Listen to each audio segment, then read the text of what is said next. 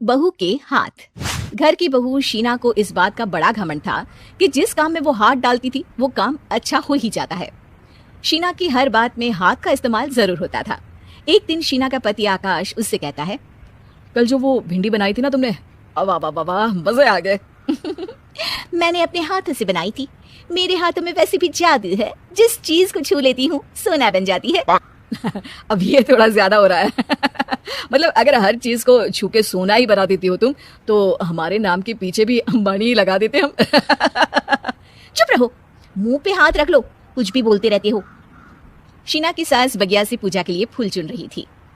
सुंदर, अति सुंदर, कितने प्यारे गुलाब के फूल हैं, भगवान जी खुश हो जाएंगे। मैंने अपने हाथों से जो पौधा लगाया था, मेरे हाथों की कोई भी चीज बेकार नहीं जाती। हाँ बेटा, सही कह रही है, इसीलिए तो तुम्हारे पिताजी से मैंने अपने बेटे के लिए तुम्हारा हाथ मांगा था। और उन्होंने हाथों हाथ में मेरा हाथ आपकी बेटी के हाथ में दे भी दिया था।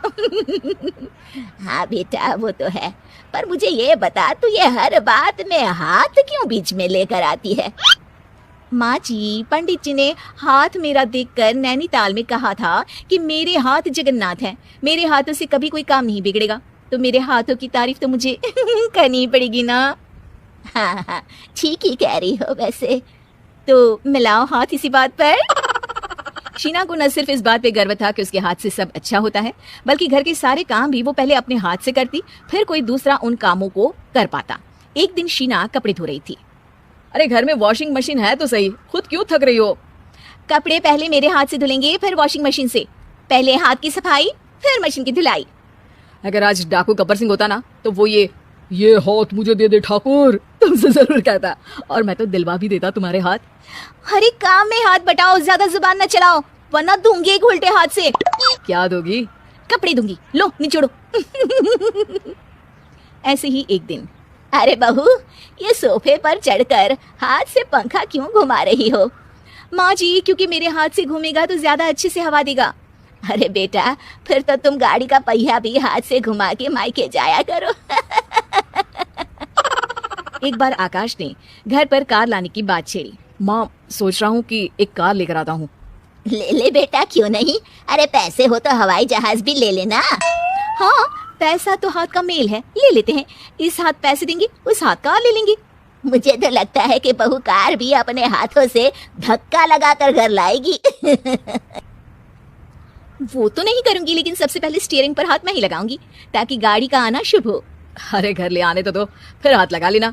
लेकिन शीना नहीं मानती। अगले दिन ही सब कार लेने जाते हैं। शीना सेल्समैन से कहती है, भैया ये कार बहुत पसंद है, पैक कर दो। अरे ओ भाग्यवान, 2 मीटर कपड़ा नहीं है जो पैक करवा ले, जरा चला कर तो देखने दो। यस सर, बिल्कुल, टेस्ट ड्राइव कीजिए ना। अरे नहीं नहीं, सबसे पहले मैं हाथ लगाऊंगी गाड़ी को, मेरे हाथ अच्छे हैं। अरे यार, हाथ तो मैं भी धोता ही हूँ, और आजकल तो सैनिटाइजर से भी धोता हूँ। मेरे काम में हाथ ना अड़ाओ। अरे टांग ना अड़ा होता है भाग्यवान, हाथ नहीं। शीना ड्राइविंग सीट पर बैठ जाती है और आकाश उसे गाड़ी के फंक्शन समझाता है। देखो शीना, ध्यान रखना, ये है स्टीयरिंग, इससे राइट लेफ्ट जाएंगे, ये है एक्सेलरेटर, इससे स्पीड कंट्रोल कर सकते हैं, और उसी के पास में है ब्रेक, जो तुम्हारी जुबान में शायद मिसिंग है। ठीक है, ज्यादा भी सिखाने की जरूरत नहीं है। मेरी माँ तो कहती है कि मैं अगर अपनी शुभ हाथ लगा दूं तो जग घूम जाए, तो ये स्टीयरिंग क्या चीज है? शीना गाड़ी स्टार्ट कर देती है और स्टीयरिंग को घुमाते हुए एक्सेलरेटर पर धीरे से पैर रखती है, और शोरूम के बाहर के एरिया में ही गाड़ी घूमने लगती है, जहाँ दूसरी गाड़ियां भी रखी हैं। देखा मेरे हाथों का कमाल। अब ब्रेक दबा दो, आगे गाड़ी है। शीना आगे गाड़ी देखकर घबरा जाती है और पांव गलती से एक्सेलरेटर पर पड़ जाता है। कार आगे खड़ी एक बड़ी गाड़ी में घुस जाती है। दोनों कार से उतरते हैं। सेल्समैन भागते हुए आता है। अरे 7 लाख की गाड़ी खरीदने आए थे और 15 लाख की गाड़ी ठोक दी, ओ माय गॉड। आकाश की माँ, आकाश और शीना घबरा जाते हैं। इतना सारा पैसा कहाँ से आएगा? तभी वहाँ मैनेजर भी आ जाता है, पूरा माजरा समझता है। अरे टेंशन मत लीजिए, गाड़ियों का इंश्योरेंस था, आप जो कार लेने आए थे वही खरीद लीजिए, पर मैडम जब तक आप सीख ना ले तब तक गाड़ी मत चलाइएगा। अभी तो आपने गाड़ी बस ठोकी है, जिसका बीमा भी था, लेकिन सड़क पे चलते हर इंसान का बीमा नहीं होता। अरे मेरे हाथों से ठुक भी गया ना तो उसकी जिंदगी बन जाएगी, और अगर चला भी गया तो स्वर्ग ही पाएगा।